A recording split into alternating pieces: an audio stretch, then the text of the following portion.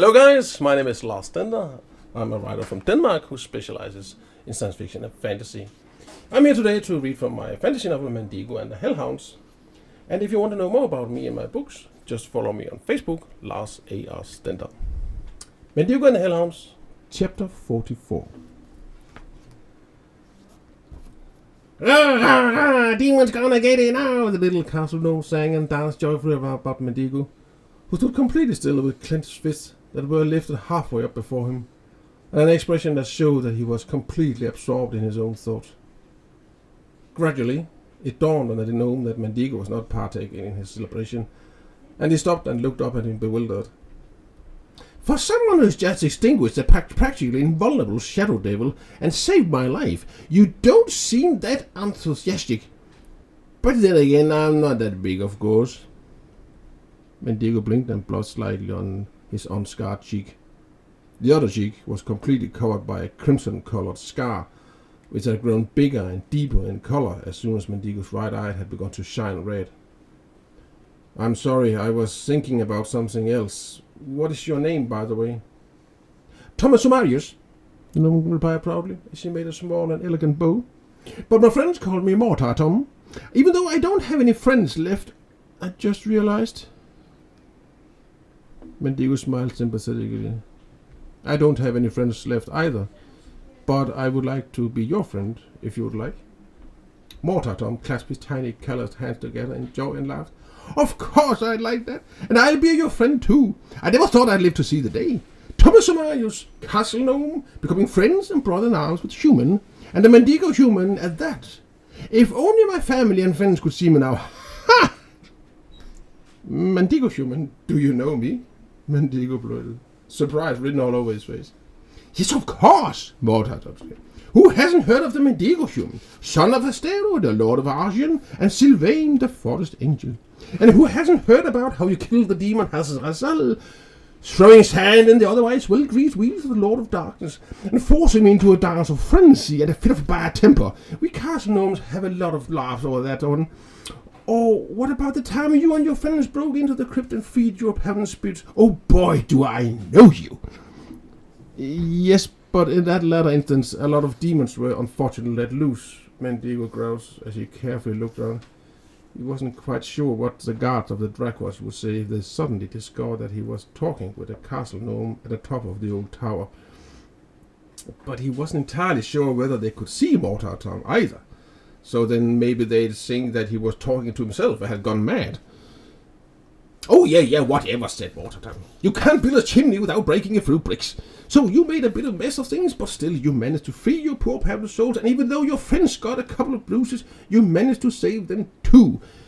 It could have ended a lot worse. I don't think they are my friends anymore, Madigo lamented, as he started walking along the curtained wall walk.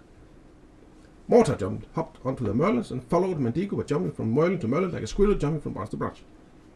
Yes, they are, he said. They got a real big scare, but that wasn't entirely your fault. Remember, it was the evil spirits in the crypt that made a mess of things. And the evil spirits were the devil solely because they are one person. Your uncle. My uncle. Matero. Yes. Don't let him, you dumb as your door. Get rid of that big fat glob that's blocking your brain cells and think for a moment. You know what I'm talking about, don't you? Yes, I know that my uncle worked with black magic. I also know that he conjures up Dracos, and he's the one who's put up the seal in the crypt so that intruders can't enter it. I also think that he's in collusion with the Lord of Shadows. You mentioned him yourself, by the way, so he does actually exist. Yes, of course he does.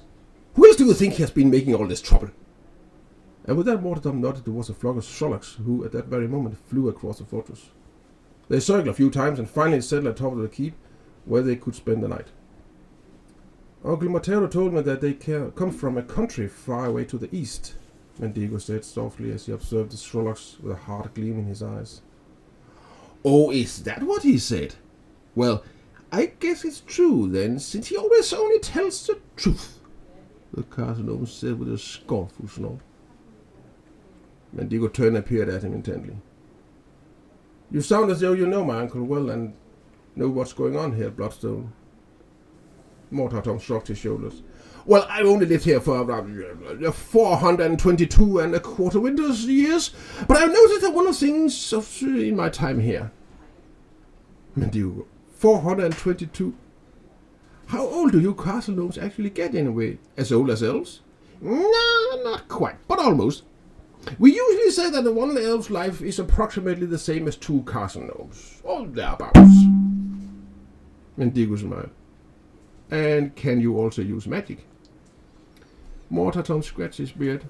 Well, magic and magic. We're definitely capable of finding all the holes and hollow spaces in the hallways and secret corridors and compartments that there are in the castle. And we get mortars to solidify too early or too late, and make ashlas loosen and chimneys block up or make them too drafty, or block drains, make wells dry up, make cisterns leak or create drafts in the tower so that even the mice have to cling to the rafters by biting into them. Yes, we are perfectly capable of magicizing, as we call it. Magicizing. Yes, using magic. Magicizing. Don't they teach you wizard apprentices anything these days? Well, that's what I've always been saying. Ever since the strong young humans have been getting dumber and dumber and dumber. Yes, just admit it. You had no idea there was anything called a dark castle gnome before you met me. Madigo had to admit that he hadn't known about castle gnomes. So, do you know when and what my uncle is planning to do? He asked. Mortarton's eyes suddenly narrowed.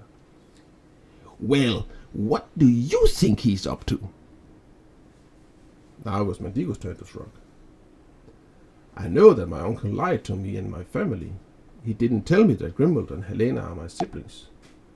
He claims that it was in order to protect me and then them against the people who killed my parents.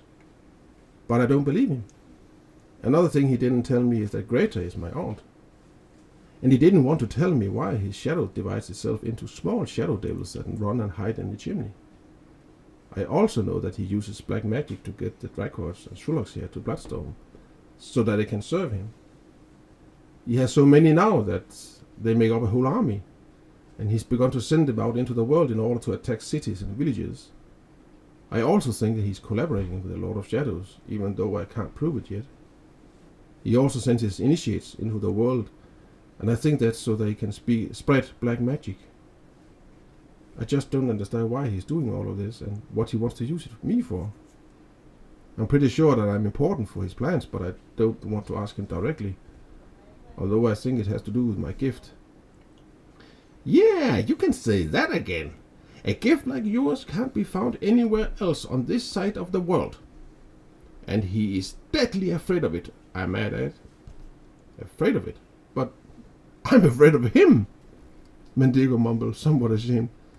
Yes, and that's exactly what he's taking advantage of. That's also why he separated you from the others and is giving you one-to-one lessons. He's afraid that if you start comparing your own powers with the others, you'll discover how strong you really are. Plus, when he's got you to himself, he can much better keep an eye on you and scare you if you get too self-confident. He's balancing on a knife's edge, you see. You are not to be too strong or too weak for what he's coming and got in mind for you. Yes, but what does he have in mind for me? One of the Dracoid guards heard Madigo's exclamation and looked in his direction. But all he could see was Madigo, who seemed to be cursing at something or other. The Dracoid scratched his helmet, shook his head and grunted something or other in his own language.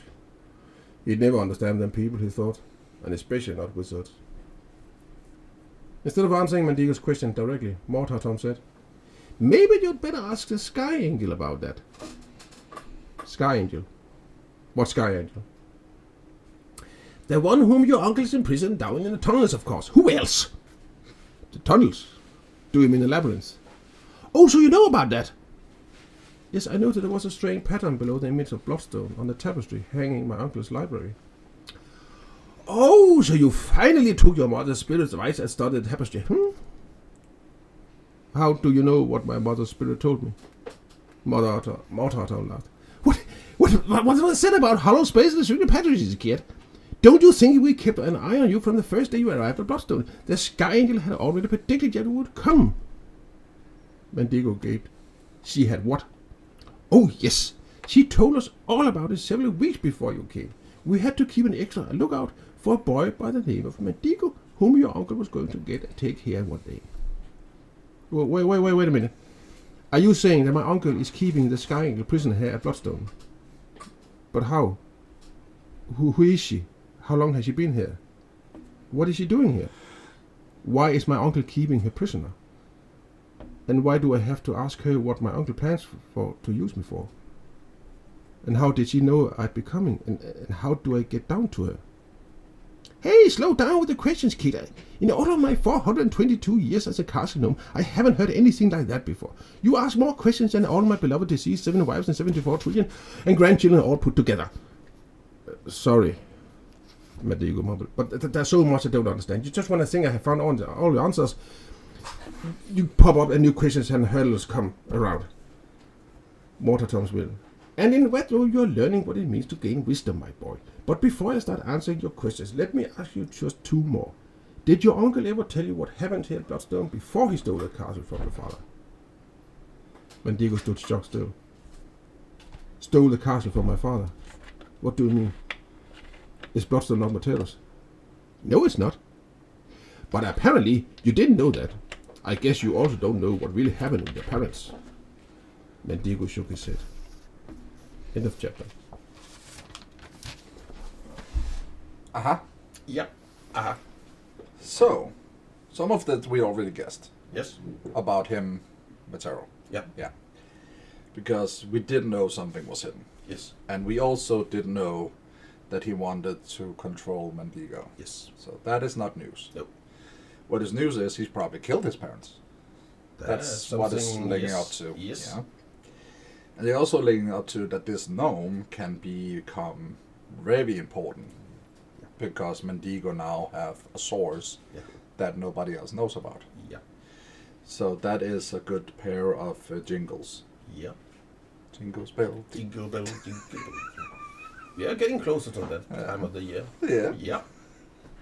And Do they you are know magical delicious. how I put up with reading this chapter until now, I guess, because as we grow closer to this season. Yeah. That is definitely not why. Yep.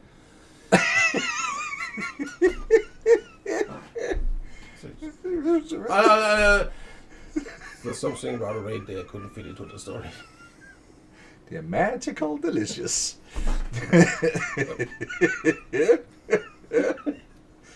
It's like putting a kid into a bar in an island. Yep. Yeah, they just think he's a gnome. Yep. So he can drink all he wants. Oh, So, in other words, this leading up to some more information that we have been looking for. Yeah. And again, it delivers Madigo from asking questions to become to known. Yeah. So it's also good. Yeah. Yeah. I think you can stop it. Right.